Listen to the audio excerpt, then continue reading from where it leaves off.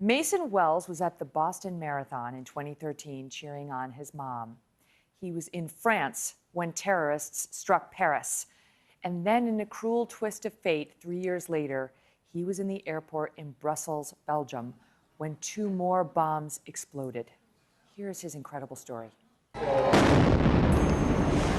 We crossed that street and we could see out in the square that we saw kind of all the commotion going on. That's when we saw kind of the first sense of panic, the first people running, kind of the chaos that was ensuing. The church sent Mason to serve in France. He was in the country in 2015 when terrorists struck in Paris. Yet again, he was spared. To have gone through Boston and then to be surrounded by these sorts of things now in a different country, in a different part of the world, it was really frustrating. We'd been in the check-in line for a total of about 30 seconds when the first bomb went off, and suddenly my world completely exploded. I remember that for the first second or two, the whole right side of my body got really hot and really cold, and suddenly it was just lots of pain. I had second-degree burns to my face and to the right side of my head. I had lacerations to the head, shrapnel to the head. I actually still have shrapnel embedded in my skull. So to realize I was alive and then to realize that I was also really injured was definitely an out-of-body experience. It was really surreal. What, the bomb went off and you ran out of the airport? Oh, I ran out of the airport on a ruptured Achilles tendon, completely severed. The doctors don't really know how I did it, but I got out of the airport. Well, I mean, it was a long haul getting out of the airport. It took me almost 3 hours to get to a hospital. And you can read more of Mason's story in his book, Left Standing, the miraculous story of how Mason Wells has survived the Boston, Paris, and Brussels terror attacks. Saying to myself, what's it going to feel like to get hit by a bullet? My buddy got shot 3 times in the chest. He actually put his finger in the hole. But I just got a message my buddy is going to be okay, so I mean, The guy who got hit 3 times is going to be okay? Yeah. I was like, I think I've been shot in the head. It went along my skull and came out about 3 inches later. So where did it go? It came right in the back, right in the center of my head, and it came out about 3 inches later along my skull. It went in through the back of my head, just right, like kind of in the middle of the back of my head, and then came out right here. What did doctors tell you about that injury? They told me that this was the perfect scenario for getting hit in the head. At first I thought it was a firecracker or some sort of pyrotechnic for the show. It looked like a flickering light, but I wasn't sure. I mean, to be fair, we were in the direct line of fire. By the time I got behind the police car, somebody had said there were multiple shooters, they were in the festival grounds and they're getting closer. I did hear bullets start coming our way. This one woman said her husband was shot, so I immediately went over to them, grabbed him. He was shot in the shoulder, and then another woman approached me and said she was shot in the stomach. And then another woman was shot in the thigh, another girl was shot in the leg. I still had friends that were accounted for. As I was trying to escape, you know, I was trying to text or call anybody. I was making sure I'd gotten separated from my group, so you know, one is in stable condition now. He's still in the ICU, but they removed the bullet from his back, and then I have another friend who got shot in the lower back, and he's in surgery now. My heart's hurting for the people I couldn't help because I'm a nurse. That's just who I am. You said someone next to you got shot in the eye? Yeah, and I wanted to help him and bring him with me, but you know, I was trying to save myself, and I was bleeding. So, for the goodness of this taxi cab guy saved my life. If he wouldn't have taken me to the hospital, I don't know if I'd be here right now. But when I ran out and I said, please help me, I've been shot. And he said, get inside, I'll take you to the hospital. How long will you be here? For another 3 days. Even though she was 15, she had already decided her career was going to be a labor and delivery nurse. And then her phone number, she called me, and all I could hear was voices and chaos in the background. And she couldn't say anything. And I tried to call her name over and over and over, and she never responded. It's just so hard to believe that somebody in a split second could take 2 lives and injure so many in just a short amount of time. Police say Sampson, armed with 2 pistols, shot 6 people, including the pastor, Joey Spann, before finally being confronted by 22-year-old usher, Robert Engel. This nurse, who was sitting in the last pew at the back of the church, had blood on her dress from trying to help a victim shot in the chest. The guy came from the right side of the church, and he was just shooting. He came right to the middle and shoot more. Former Metro police officer, the owner of Academy Personal Protection. You know, for years since the active shooter stuff has been coming out, and you know, we have a program that we teach. It's active shooter / intruder. It's Manuel Sampson. Correct. You're right, Manuel Sampson. You had seen him. Yes. He had been. What's the situation? He had been in one of your classes. Yeah, that Friday. The days before the shooting. Right. He took part in the class, and we cover all the state laws that govern security officers, arrest procedures and powers and stuff like this. And how did he come to be in that class? Passing the background check, passing the drug testing and everything. And then once they did that, then they'd put him to work. I was shocked. I was just surprised. Of course, this is not the first one we've had over the years that has gone the bad way and had the dark side come out in them. Tonight you will meet an HPD SWAT officer who trains people how to react during active shootings. 7:32 Friday morning, Santa Fe High. It was like 5 or 6 prominent gunshots from the hallway outside of school. 15-year-old Noah Dupuy is a freshman. Father Troy Dupuy is a SWAT officer. And about 30 minutes later, officers find Noah and his theater class. I've never really had to deal with my son being in an environment where I could have lost him, you know. Well, that is something. Officer Dupuy teaches civilian response to active shooters. Loud booms, and I didn't know what they were at first. And then I realized what they were when I heard screaming. And I got up and I ran, and we went on to the stage, and we hid backstage.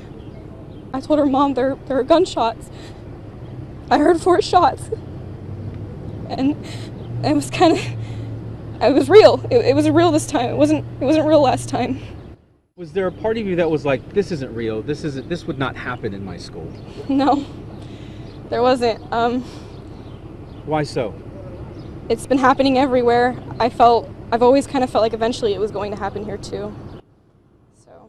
A plan is what helped art teacher Annika Dean survive this shooting at the Fort Lauderdale airport. Because I had been through 2 active killer trainings at Broward Public Schools, and so I knew what it sounded like. I was standing in baggage claim. I couldn't have left. I couldn't have evacuated the doors because I would have been right in his path. Last year, yes, I was in the middle of the Fort Lauderdale airport shooting, and so when he texted me on lockdown, he told me that there was a drill going on, a shooting drill, and I thought that's, really interesting because I didn't know that they did drills with students.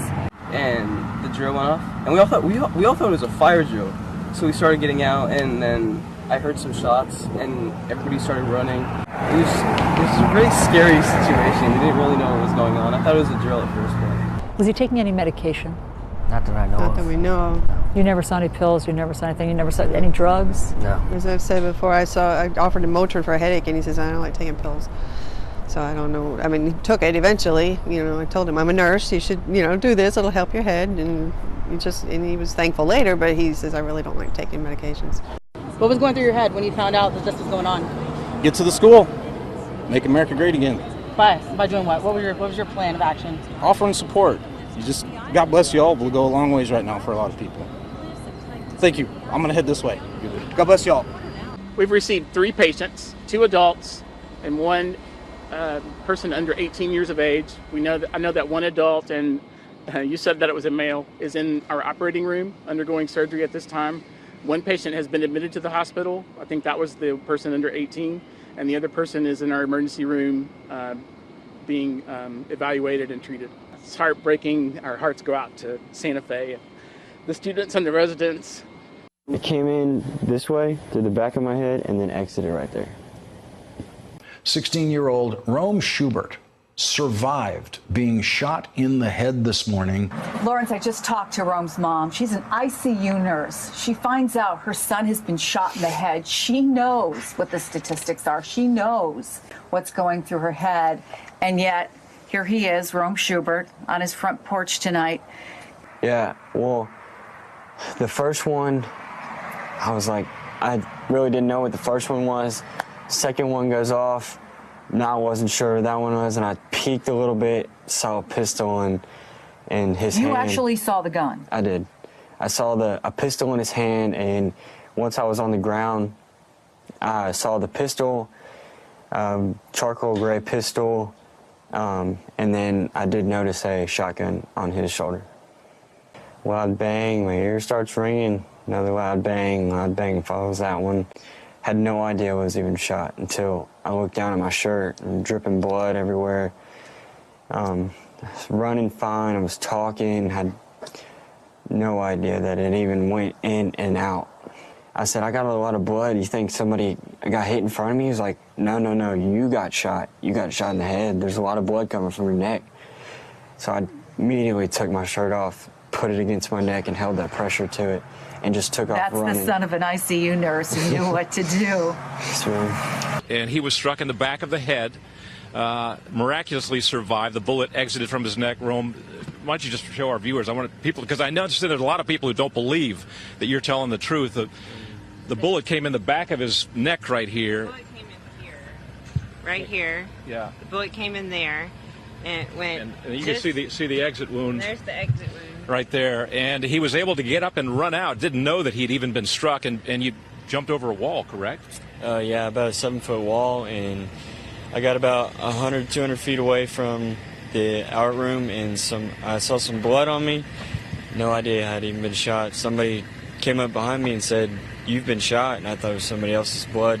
Still hadn't even felt it. I was running, and I looked down, noticed a little blood on my shirt, thought it was somebody else's, and somebody had told me that I actually had been shot in the back of the head. And you didn't feel it? I did not feel it. You had this, you were shot in the back of the head, but you went out and played a baseball game on Saturday. And Rome, how are you feeling this morning? I'm feeling really good, just a little sore. Yeah, I see you with the Band-Aid. Yes, sir. Band-Aid on your neck. Lawrence, I just talked to Rome's mom. She's an ICU nurse. She finds out her son has been shot in the head. She knows what the statistics are. She knows. Did you think that this could happen here? Sadly, I did. Really? What makes you say that? Because I feel like it's a pattern with these shootings, and nothing has changed after each one of them. We actually had just had the active shooter training last month, and so it was still very fresh in my head. I just went into soldier mode and then into nurse mode. Like, I didn't think about it. I just stopped. She ordered people to move fences to open up evacuation routes, then started providing medical care. We were using belts.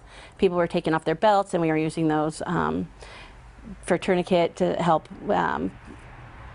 stop bleeding. 2 Indianapolis nurses, 2 friends, in Vegas for what should have been a fun concert weekend. Once the bullets started flying, we just hit the deck, got on the ground, and people were just laying on top of each other, and Army crawled underneath the stage of the venue and then got out the back way. So, but bullets were still going while we were still flying, and when we got up to the venue, so we made it out alive.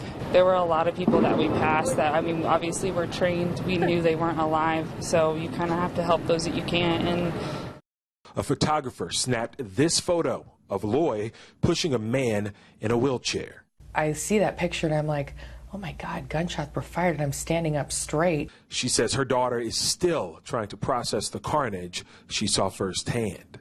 She literally has not slept.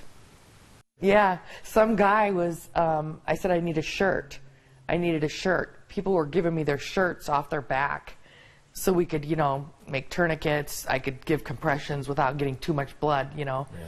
We were all in the back and picking up people and throwing them on the back of the truck, and it was just mass chaos. We were picking people up, throwing them in the back of the truck. It kind of freaked me out a little bit, I can't lie. That did. But it's okay. It's all for the greater good, right?